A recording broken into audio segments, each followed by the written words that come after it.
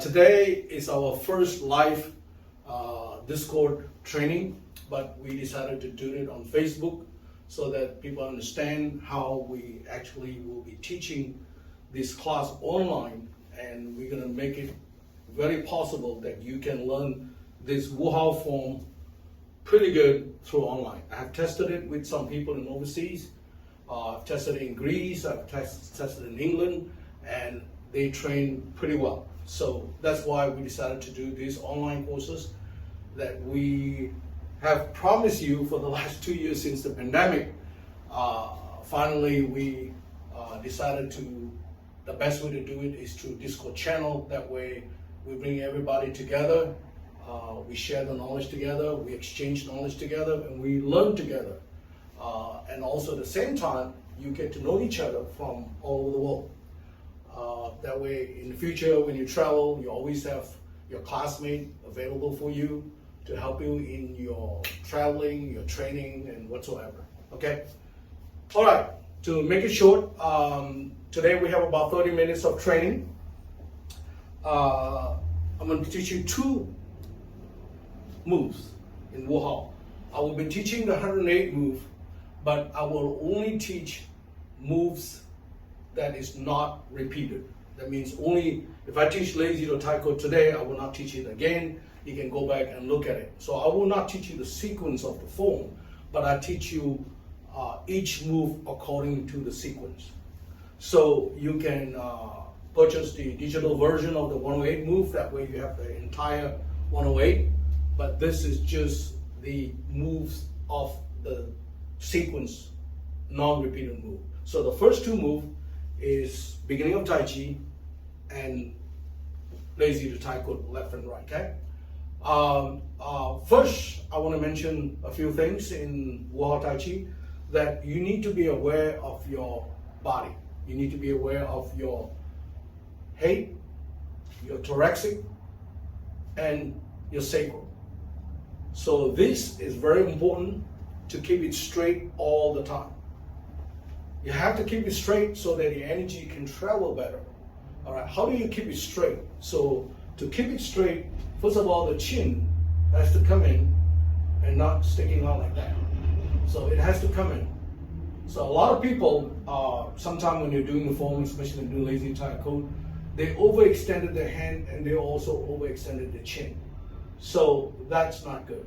So first of all, they should not overextend the hand, which I'll show you later why. And because they overextended their hands, they overextended the chin also. Just to show emphasis, it's just natural for a human being to be that way, but we need to go back to the natural way so that we don't overdo things. Because every time you overdo something, it messed up your posture. So that's why we train Tai Chi. So during Tai Chi time, we will correct our posture. We'll make sure everything is correct. We'll make sure everything is upper and lower, left and right. Everything is matching so that we can be in a unique situation of being natural.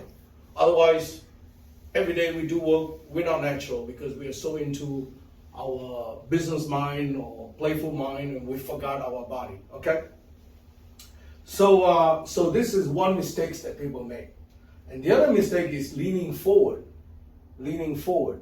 A lot of people lean forward.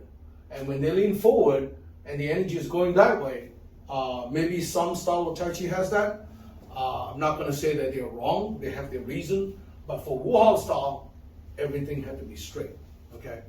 So that's the chin part. Okay? Then the shoulder part. The shoulder cannot be raised like this. So a lot of people, when they do the open close, they tend to be like that. They raise it up. They need to drop it. So they need to drop it, okay? So that's very, very important. So they need to drop it so that the shoulder will sink down and will relax. And because if they drop it, so that means the elbow sink and the shoulder is relaxed, okay? And the other thing is the chest. The chest had to be hollow. Hollow means you don't hollow all the way. This is chest up. So you just drop it down, make your chest in, and make sure your back is round. That's all you have to do. So it's round, not round all the way like that. That's too rounds, too hunch. just enough.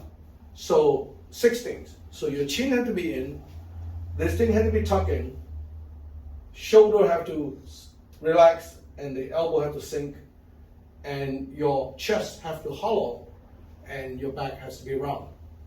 When that happens, when you do these things, what's going to happen is that your whole spine is going to be straight. So when your spine is straight, then your chi can travel correctly. Now, a lot of people will say, oh, my chi is going down. No, your chi is not going down. It's going somewhere else. Or it's not going correctly. So if your body is not straight, according to the 6 requirement that I just told you, if you don't do it, the chi going down will be in casualty. It's not correct. It has to have the 6 requirement first. So only when you do the 6 requirement, then your chi will go down to the reservoir here called the dantian, the chi reservoir. Okay? And when that happens, then when you start moving, then all those movement will be correct. If you do the movement correct, of course. But you satisfy the requirements of how to position yourself in your posture. So posture positioning is very, very important in our Wu Hao training. You cannot say, I simply just follow somebody. No, you cannot. You have to do those things to get the best out of your training. Okay? So that's just the requirements that you have to do. So now how are we going to do the first move? The first move is called the Beginning of Taiji, or Wuji, or from nothing. So we start off from here, and we put our feet apart, and we shift over, and we bend the knees to raise the hand. Okay, as you notice, I said bend the knees to raise the hand, not bend the knees and raise the hand. Okay, while you're bending, the hands are raising. So it's bending, it's like this. It's like a seesaw effect. Okay, if you look at a seesaw, when somebody's on the upper part, the lower part, the big fat boy's sitting up here, as soon as they drop, the person will go up. So, but if you put it in slow motion, it will go like this. Okay, this is called the relative movement in the Wu Hao Tai Chi. We talk about that in relative movement. But I use the seesaw effect. That way it's easier to understand. So as I'm bending my knees, I'm raising my hand.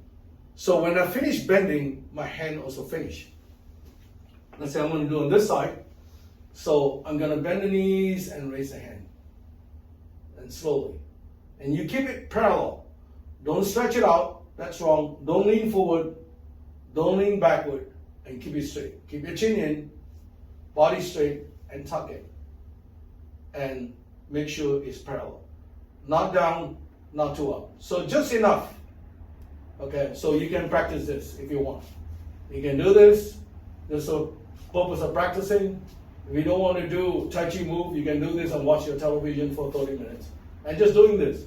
And you'll feel something. You'll feel the bouncing effect. To understand this bouncing effect or the seesaw effect. Okay, that's very important, the seesaw effect, because you'll be using it in your push hands, in your fajing, all this training, it will be involved. So if you understand this concept, it's going to help you. Okay?